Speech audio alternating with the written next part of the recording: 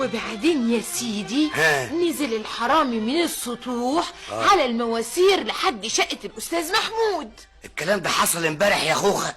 بالليل الساعة 3 والناس نايمة. كان الأستاذ محمود نايم ومراته سعاد نايمة. بقى ده كلام؟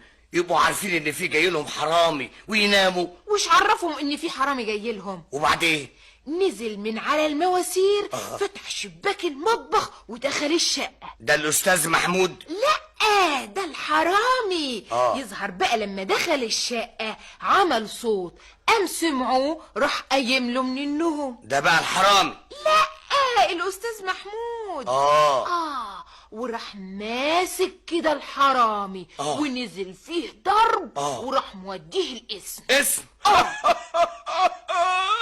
عارفة الحرامي ده لو كان وقع في ايدي انا كنت هتعمل فيه ايه؟ كان زمانهم دلوقتي بيقروا عليه في القرافة. نامي نامي نامي. طب سكيت الباب كويس؟ سكيته. اطمني. انا خايفة لحسن يخش علينا حرامي يا منعم. يخش مين يا هانم؟ في حرامي يعرف ان الاستاذ منعم ساكن هنا ويهوب ناحية الشقة؟ ده انت عملياتك قوي. تمسي بالخير. وانت من اهله.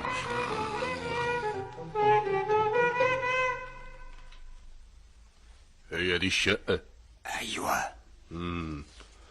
طب طلع الطفاشة وافتح، بس بشويش ما تعملش صوت. انا ايديا تتلف في حرير. افتح الباب. اتفضل. بس على مهلك. خش بقى برجلك اليمين وعلى الدولاب على طول. الدنيا ضلمة. معلش يا اخي، على مهلك. حاسب بص قدامك. وصلنا. ايه ده؟ يا اخي بسم الله الحفيظ.